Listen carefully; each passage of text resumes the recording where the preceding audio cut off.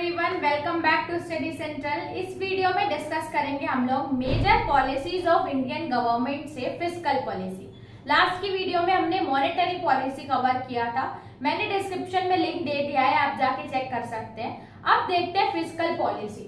अब मैं आपको थोड़ा डिफरेंस बताऊं तो मॉनेटरी पॉलिसी ऐसी पॉलिसी होती है जो कि सेंट्रल गवर्नमेंट के द्वारा रेगुलेट की जाती है, यानी कि उसके जो मेजर्स रहेंगे, जो स्टेप्स रहेंगे वो सेंट्रल गवर्नमेंट रहती है, क्योंकि वो बैंकिंग सिस्टम से ज्यादा रिलेटेड रहती है, पैसे से। फिस्कल पॉलिसी रहती है, ये गवर्नमेंट के एक्शंस पे डिपेंड करती है, यानी कि गवर्नमेंट इसको चलाता है।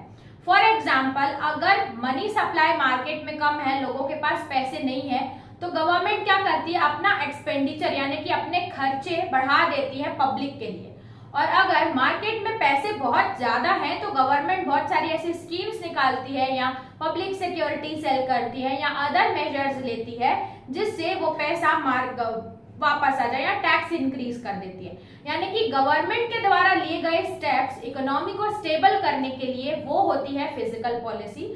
गवर्नमेंट अपना डेफिसिट यानी कि अगर गवर्नमेंट बोल सकते हैं लॉस में चल रही है या सरप्लस में चल रही है तो उस हिसाब से गवर्नमेंट स्टेप लेगी। फॉर एग्जांपल, अगर उस टाइम पे या उस साल में गवर्नमेंट का जो बजट है वो डेफिसिट में चल रहा है, यानी कि गवर्नमेंट के पास पैसे कम आए, डेफिसिट, तो गवर्नमेंट क्या करेगी, अपने खर्चे, अपने एक्सपेंडिचर पब्लिक के लिए कम कर देगी।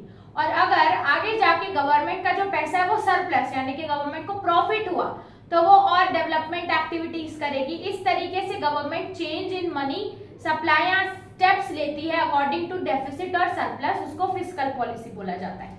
देखते हैं, इज अ पावरफुल, दोनों जो भी पॉलिसी है वो इंस्ट्रूमेंट ही है, ये पावरफुल इंस्ट्रूमेंट है and refers to government, government action लेती है affecting the receipts and expenditure, means that government ने अगर गवर्नमेंट की रिसिप्ट्स एंड एक्सपेंडिचर को अगर वो अफेक्ट कर रहा है तो वो एक्शन लेगी। गवर्नमेंट की रिसिप्ट्स ये कम हो रही है तो वो टैक्सेस इंक्रीज करेगी। अगर गवर्नमेंट के पास पैसा बहुत आ रहा है तो वो इन्वेस्टमेंट या बजट में पैसा बढ़ा देगी, बजट एलोकेशन ज्यादा करेगी। It totally depends upon the receipts and expenditure of government कि उसको सरप्लस हो रहे हैं या डेफिसिट।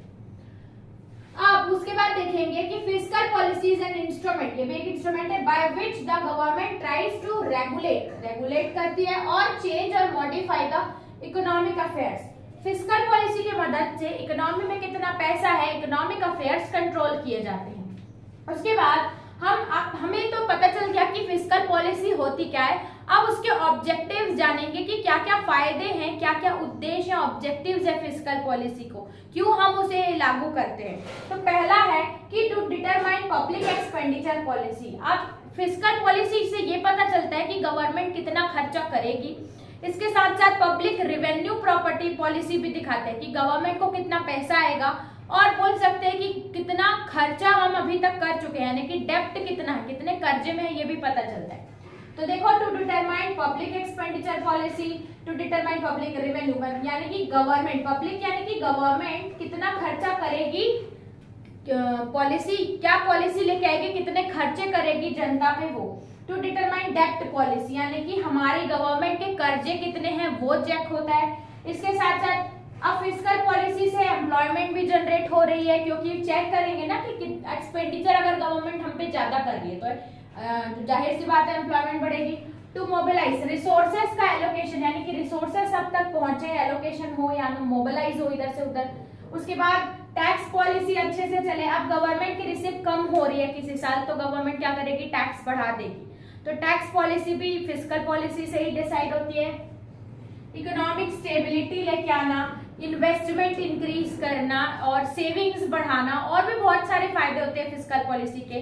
कैपिटल इंफ्रास्ट्रक्चर डेवलप करना, गवर्नमेंट की टैक्स डिसाइड करना कि गवर्नमेंट कितना खर्चा करेगी, एक्सपेंडिचर डिसाइड करना, तो बहुत सारे फायदे होते हैं फिस्कल पॉलिसी के। डिपेंड करता है कि वो रिसिप्ट लेके आ रही है कि एक्सपेंडिचर, प्लस बजट भी डिसाइड होता है हमारी फिस्कल पॉलिसी से कि गवर्नमेंट इस बार कितना बजट एलोकेट करेगी फाइनेंशियल ईयर के लिए, ठीक है। तो उसके बाद हमारा नेक्स्ट टॉपिक होता है कॉन्स्टिट्यूएंट ऑफ फिस्कल पॉलिसी, यानी फिस्कल पॉलिसी के अंदर और क्या क्या चीजें हैं जो कि हेल्प करती है इसको आगे बढ़ाने के लिए। तो सबसे आती है public expenditure policy. Public expenditure policy ये चेक करती है कि इस बार गवर्नमेंट आम जनता के खर्चे के लिए यानी कि कितना लोगों पे खर्चा कर रही है, पब्लिक के लिए कितना वो एक्सपेंडिचर कर रही है, वो इस पॉलिसी के अंदर आता है। ठीक है, जैसे कि फॉर एग्जांपल 1100 करोड़ के लिए कर रही है तो रेलवेज में कितना कर रही है, कितना खर्चा एक्चुअली देश को चलाने के लिए हो रहा है वो होता है।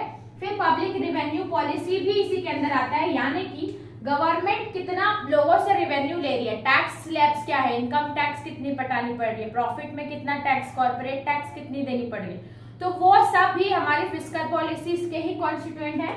फिर पब्लिक डेब्ट पॉलिसी, अब इसके अंदर और सब पॉलिसी है पब्लिक डेब्ट पॉलिसी, यानी कि गवर्नमेंट ये देखती है कि कौन कौन से केस में इंडिया को लोन लेना पड़ जाएगा और कहां से वो लोन लेगा, कौन से अच्छे सोर्सेज है लोन लेने के लिए, कितना कम इंटरेस्ट है, यानी कि पूरी पॉलिसी चेक किया जाती है कि हम अगर डेप्थ में आए कभी तो लोन लेने की प्रोसेस क्या होगा।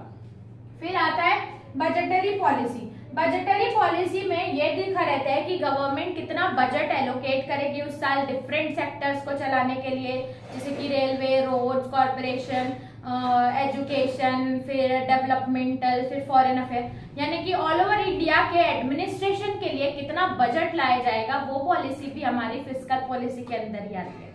तो ये था हमारा topic about fiscal policy. I hope आपको समझ में आया होगा। 8 मार्क्स का क्वेश्चन ये भी होता है, मीनिंग से लेके आपको ऑब्जेक्टिव से लेके कॉन्स्टिट्यूएंट भी पूछ सकता है, कंप्लीट 8 मार्क्स का।